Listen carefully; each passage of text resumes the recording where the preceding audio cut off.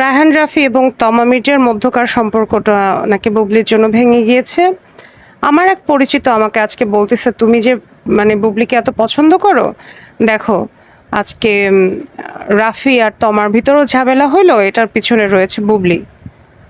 আমি just surprised হয়ে গেলাম। আমি বললাম, এটা আপনি কোথায় দেখলেন? বল কি, হ্যাঁ আমি তো বিভিন্ন ছবি দেখতেছি, নিউজ দেখতেছি।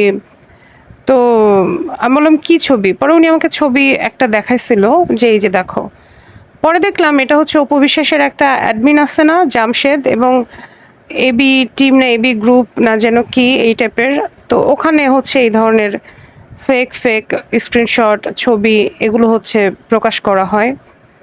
2 দিন আগে এটা নিয়ে স্বপন চৌধুরীও বলছে যে এই গ্রুপটা নিয়ে প্রচুর কথাবার্তা উঠতেছে, এখানে প্রচুর ফেক ফেক ভুয়া ভুয়া নিউজ প্রচার করা হয়।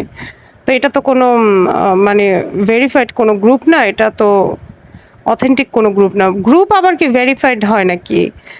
আবার বলতেছে এখানে নিউজগুলো এত বিশ্বাস করার দরকার নাই। এখন এই গ্রুপটা অপু বিশ্বাস নিজে তার ওয়ালে শেয়ার করছিল। এই গ্রুপের সদস্য সংখ্যা যখন 5 লাখ ছাড়াইছিল, অপু বিশ্বাস নিজের ফেসবুক পেজে শেয়ার করছিল যে সবাইকে এই গ্রুপে থাকার জন্য অনেক ধন্যবাদ। এবং এই গ্রুপের অ্যাডমিন ছিল হচ্ছে জামশেদ। জামশেদেরও একটা পোস্ট সে শেয়ার করেছিল। এবং অপু বিশ্বাস তো ম্যাক্সিমাম টাইম হচ্ছে তার পোস্ট জামশেদকে হচ্ছে ট্যাগ করে, জামশেদকে সে জামশেদের পোস্টে সে কমেন্টও করে। তো এরপরেও কি আপনারা বলতে চাচ্ছেন যে এই নিউজগুলো যে আসে এটার পিছনে অপু বিশ্বাসের কোনো হাত নাই?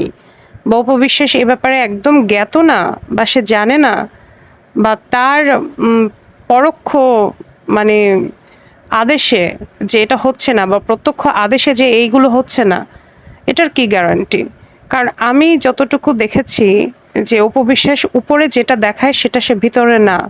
প্রচুর দ্বিচারী মনোভাব থাকে। সে বলতেছে যে আমি চাই মেয়েরা স্বাবলম্বী হোক, আমাকে নিয়ে যদি কেউ ট্রল করে তাতে আমার সমস্যা নাই, এতে করে তাদের 2টো টাকা ইনকাম হচ্ছে, হোক। অথচ অন্যদিকে তার অ্যাডমিন যারা যারা তার ভিডিও ইউজ করে তাদেরকে সমানে হচ্ছে স্ট্রাইক মারে, রিপোর্ট মেরে পেজ নষ্ট করে দেয়, এজন্য মামলাও খেয়েছে। এবং অপু বিশ্বাস নিজে তার বিরুদ্ধে যারা ভিডিও বানায় বা বুবলিকে নিয়ে যারা ভিডিও বানায় তাদের এরকম 33 জনের নামে মামলা করে দিয়ে আসছে।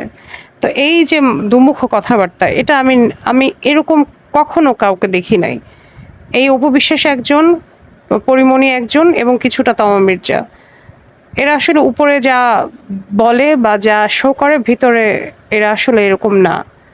তো আমি বললাম কি, যে দেখেন আপনারা যে এই ভুয়ো ভুয়ো নিউজ হচ্ছে বুবলিকে নিয়ে, তো এগুলো আপনাদের কাছে মনে হয় কি আচ্ছা এগুলো তো কোনো বিলিভেবল কিছু না, বা এগুলো তো কেউ বিশ্বাসই করে না। কিন্তু আমাকে আজকে যে লোকটা বললো সে একেবারে নিউট্রাল। সে না বুবলিরও ভক্ত, না সে অপু বিশ্বাসেরও ভক্ত, বরং সে শাকিব খানকে দেখতেই পারে না। কিন্তু দেখেন আজকে সে এটা বিশ্বাস করলো, বিশ্বাস করে সেটা বলছে। একটা মানুষ যে এইসব নিউজ সবসময় সচরাচর দেখে না বা আমাদের ভ্লগগুলো ফলো করে না, সে যখন হঠাৎ করে এই ছবিটা দেখবে সে কিন্তু ট্রাস্ট করবে। লাইক আমার মা যদি দেখে ইউটিউব ঘাঁটতে ঘাঁটতে, বা আমার বোন যে কিনা এইসবের প্রতি মোটেও ইন্টারেস্টেড না, সে তো এটা বিলিভ করে ফেলবে যে ও আচ্ছা।